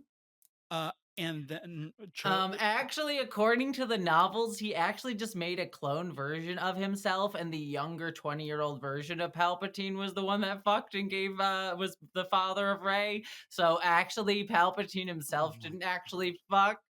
Just wanted to make sure you understand that is the Kenny. answer. As you know. do you ever look at your Star Wars collection and be like, maybe there's too much Star Wars? So You anyways, take that. So anyways, Palpatine. I know I said that with like a nerdy voice though, but that is accurate. That is the actual canonical explanation. Anyways, thank you for reading the novelization of Rise of Skywalker, possibly?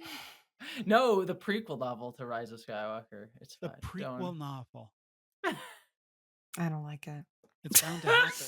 I don't like it. So sorry, anyways, your face with that. Sorry, I keep cutting you off, but that was just very funny to me. So anyways, Palpatine and Cho are fucking. Fucking. Cho is like, that was an exquisite lay session, and Palpatine was like, yep, it's Tuesday. Unlimited power. And my dick. Like, Cho is sticking around like an uncomfortably long amount of time because he doesn't really. The Palpadick. Do you think it calls it the Palpadick? Palpadick. I'm so sorry, Kenny. I'm just making shit jokes while you're trying to make your point. He's also telling a shit joke. Well, no, I'm explaining what is canonical. This is in the prequel novel to this episode.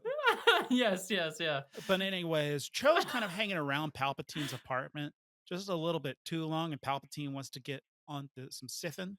And Cho is like, you got any eggs or stuff like that? Oh, yeah, I don't think I can hang out either tomorrow, because Cho is like, right. Look, Cho doesn't get to experience a lot of intimacy. He has a lot of angry fucking, but there's just something powerful, something, dare I say, palpable with Palpatine. Oh my god! But Palpatine's trying to like get him out the door because he wants just like that, like go, please. You can just do it like that, yeah. Go.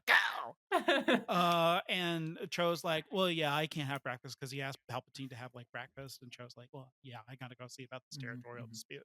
Actually, you might be able to help me. And Palpatine's like, yeah, anything you want. And that's how he gets Cho out the door. Got it. That's how the Jedi get assigned to this seemingly inconsequential case. That makes sense. Yeah, that was beautiful. Thank you. Good job, me. Good job. Good job. See, I was gonna say the other option you can go with good ships is Obi-Wan and that one in like indigenous alien thing that gives him the big hug. Yes. In the episode, I was like, that's beautiful. That was really sweet. Yeah. Those are gentle kisses. Yeah. Not angry fucking. Gentle kisses. Gentle fucking. You know that like Obi-Wan's like stroking his fur gently. It's very sweet. It's very intimate. Yeah.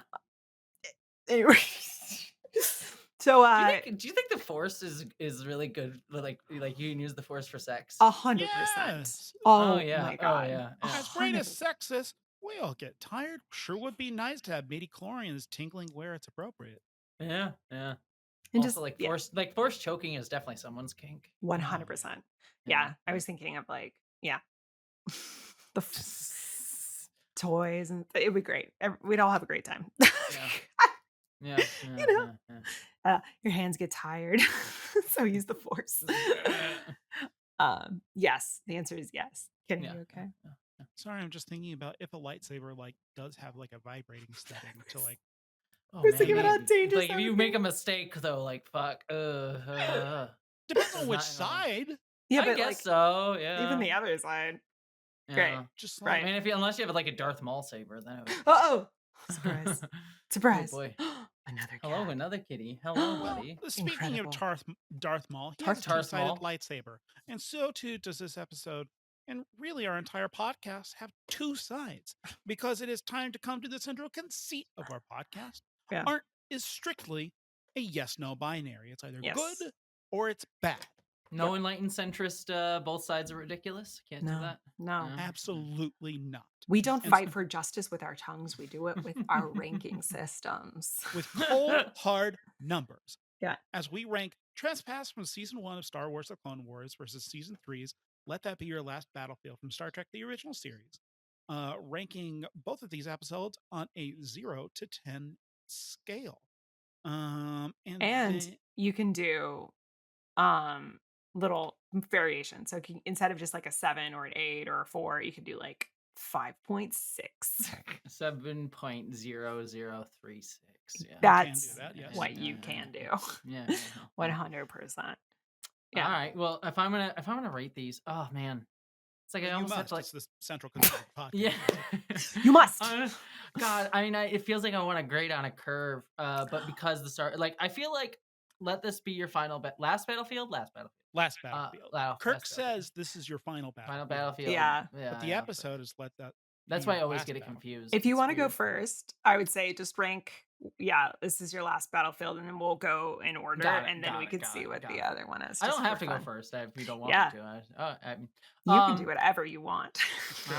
I'll You're the do- guest. It's fine. Let's see. Let this be your last battlefield. I will give a 5.3. Beautiful. Just to add a point Ooh. for no reason. Like it's Beautiful. Do love to see it. yeah. It's like it would be lower. Mhm. But I have to give it some points for very accurately depicting all of its dynamics and just failing at the finish line of not actually being self-aware of itself. But like it depicts it very well. So it gets a little bit more points than it probably deserves just for that. So Yeah.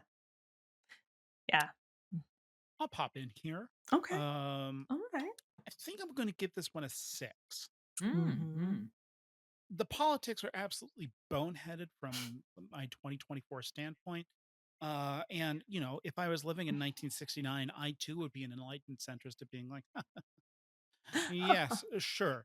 Their lives have been subjugated for 50,000 years, but they destroyed some property. And so that, sure, I'm not giving the episode credit for that. I find this episode captivating. I think there's some really interesting filmmaking going on, even if the filmmaking does become a bit redundant. Becomes very redundant. This definitely could have been a 20-minute episode. yes. It keeps circling the same thing, and it's another thing that I learned by reading These Are the Voyages season 3 by Mark Cushman and Susan Osborne is that this episode was being written as it was being filmed. One of those. So the fact that it has any mark of cohesion is extraordinary. And at the same time, as Jessie said, it hits the mark a couple times that are like, this feels, it is shockingly, not prescient, but It feels very true. Yeah. It feels very true. Yes. It understands the dynamics, but it just it isn't able to connect those dots. And boneheaded politics aside, I find it so fascinating that it does come so close. And then you read about the context of when this episode was being made and who the heck is behind this, the writer, the showrunner. And it is just a fascinating time capsule of these kinds of racial politics circa 1968, 1969. And Yeah. for that, I give it some credit. And also, the self-destruct sequence. The self-destruct sequence, so nice. They do it twice, Aspen. This was the first time they ever had a full self-destruct sequence, I think. Don't in, worry, sci-fi. you'll get many, many more. Yeah, this is like the first full one I think I read. Well, all of that those are things I agree with. I'm gonna give it. And that's why you're giving this episode a 10. Interesting. I'm gonna give it slightly more than the 6. I'm gonna say just for fun, I'm gonna say a 6.1. You do love to see it. And here's why. We didn't talk about him, but Frank Gorshin. Yep. I'm gonna give it because all the other things are true. It accidentally being kind of an interesting commentary. It's wild. I'll get to Frank in a second. It's really wild that you see people sometimes talking about this episode and being like, "Oh, it just hits you over the head with it," and I'm like, "Good, do that. Hit us over the head." In fact, I wish it had been a little bit better about it. I know writers who use subtlety, and they're all cowards. Yeah, just you know what? Just fucking do it. So I'll give it. I'll give some credit. A Garth Marenghi thing, isn't it? Yeah, that's a Garth Marenghi quote. Whoa, I've been quoting that thing for years. That's the one. Broken clock is right twice a day. He was right about that one. Well, the guy who played Beale also was the Riddler in the original. Yeah. Oh, yeah, that's true. Yeah. In Batman. Great. And Batman. that one.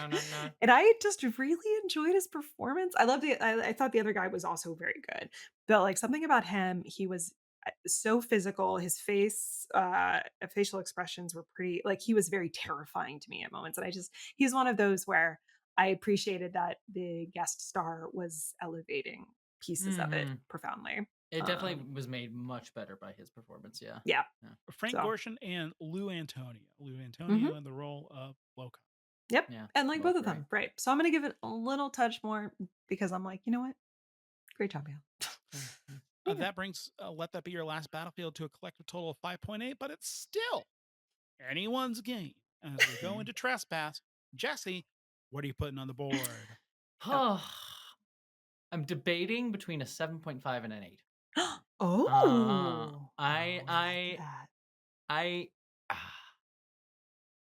I feel like I'm gonna give it an 8. Like I said, there's issues with the episode that I have. But I do think it's overall stronger, and I think it works really well in the context of larger Star Wars conversations. It's a decently done episode. And also I just like what you're talking about, the design of it and the look of it, especially for early Clone Wars. Because I go back and look at episodes like the Camino episodes of Clone Wars season 1, and you're like, ooh, these are real rough looking sometimes. This I if you had shown me this and didn't tell me not in season 1, I would that's a season 4, 5, 6 episode. It looks really good. The characters are really well drawn. There's some fun, for how short it is. They managed to stick in a bunch of interesting character dynamics, between Obi-Wan and Anakin, getting some bro time, things like that. So I just think there's a lot here. And like I said, and as we've talked about already, there's issues, but I do think this is a strong episode. So I'm going to land on an 8. Standing. Beautiful. I'm going to give this one, I think, a 7.25. 7.251, just because I feel like bringing a little stinker energy in here. Oh my God. I think Jessie gave all the reasons for why I really enjoyed this episode. I really enjoyed it. Yeah, it's just not Defenders of Peace or Jedi Crash. That's all. I've got some context for it. It's not Jedi Crash. I like this. I think every episode should start like Jedi Crash. Yeah, it's a battle. He really liked it. It's a really intense battle. I like spaceships. He really likes spaceships. I'm going to give it a 7.5. Wow, I'm the high one on Star Wars. Wow. But I was actually thinking even a little bit lower. I think it's one of those where you're like a little more critical of the thing that you loved uncontrollably. But and then I because I started being like, well, it is being a little inconsistent with its messaging, and I was like, no, you really liked this episode. It's okay.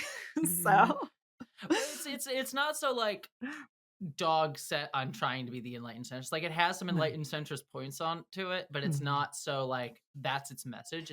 That's not what it's trying to say. It's limited more by the biases of its writers, I think, more than let this be your final battlefield, which like feels like the writers should have done better. You know what I mean? Yeah. Well, speaking of being dog set on a premise, it sounds like according to the numbers, Let That Be Your Last Battlefield is dog shit. Christ. Let That Be Your Last Battlefield at a paltry 5.8 versus Trespass's 7.58367, which means Aspen. I'm the Aspen. winner. I Star feel Wars so wins the Wii. I'm so sad.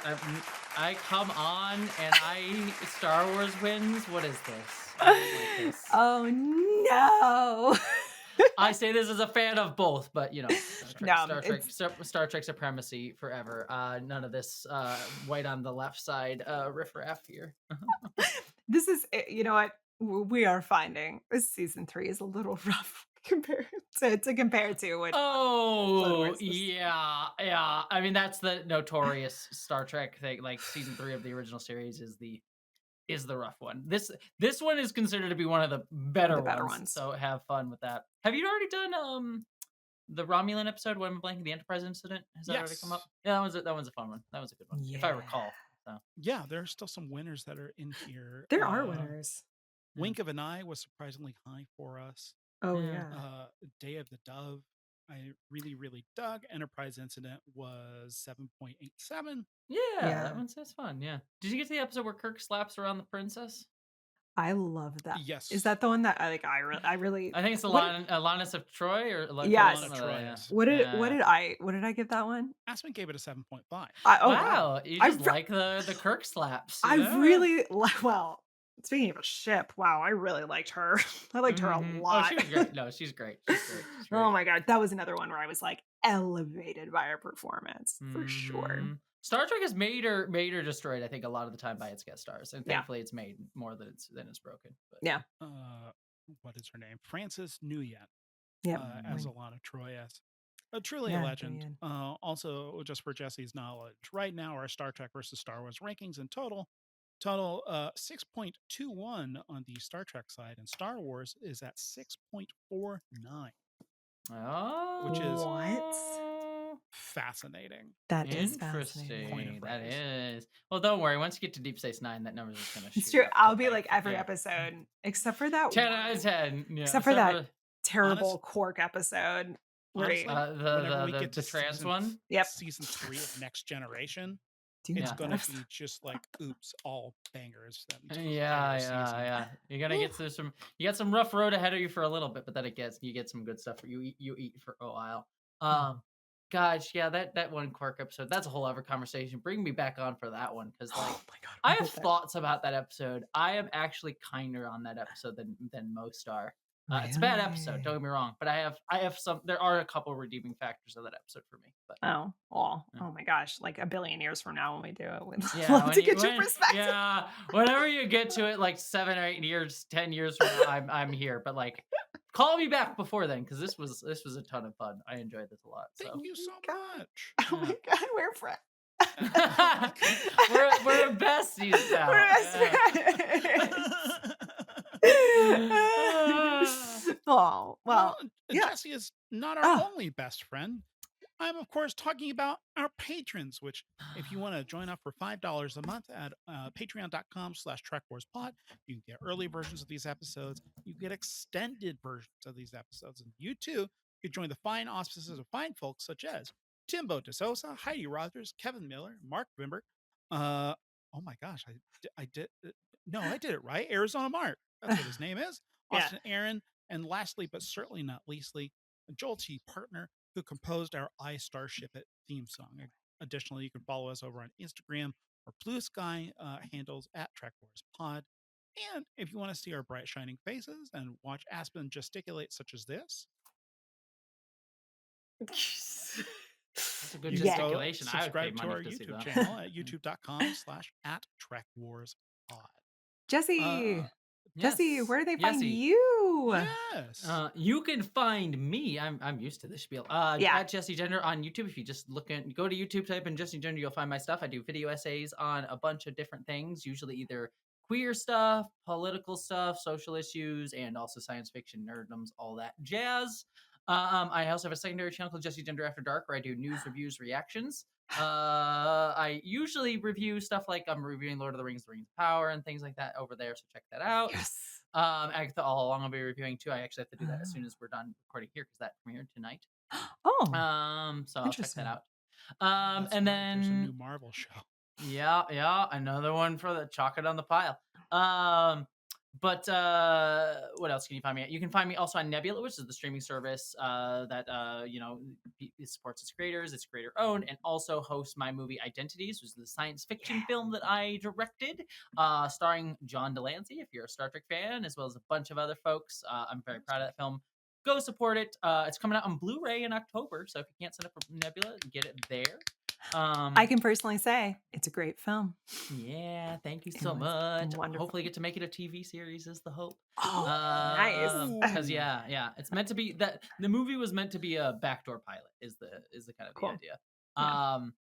Anywho, anything else? I'm trying to think. Oh, I'm on all social medias, Blue Sky, Instagram. I'm trying to step away from Twitter more and more Yeah. because that is just a Trash fire. yeah, it's a dumpster fire. Still a little addicted to it, unfortunately, so I'm trying to Same. try my best. So yeah, but And another plug we for get your there. Babylon 5 podcast. oh yes, thank you Yeah. so much. I always forget to plug that one, but Jumpgate is the Babylon 5 podcast. We are actually just about to finish. We just got to the series finale of Babylon 5. We're doing Crusade and all the extraneous stuff too, so we're gonna get there. As you pull out, are you gonna pull out Crusade?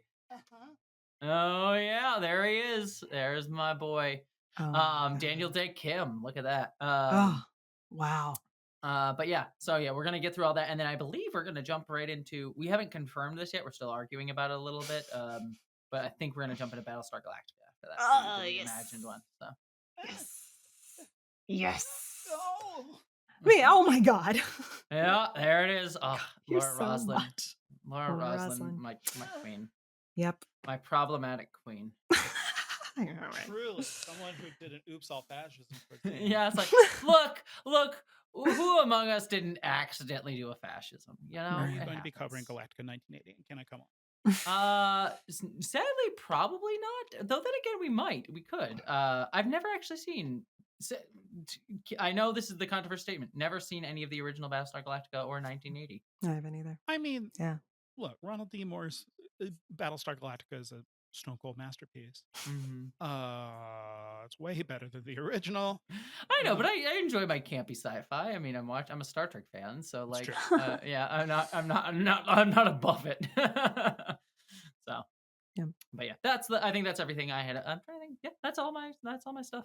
Outstanding. And I would also be remiss if I forgot to mention the composer of our theme song, Mr. Tosin Awofeso, Yes. where you can go to our show notes if you would like to hear more of his work. Thank you so much. Aspen, Kenny, I love you so much. I love you.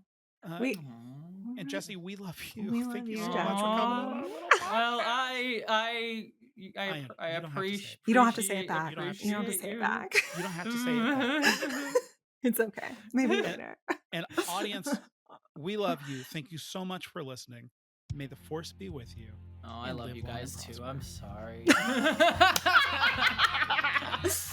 Yes. Nailed it.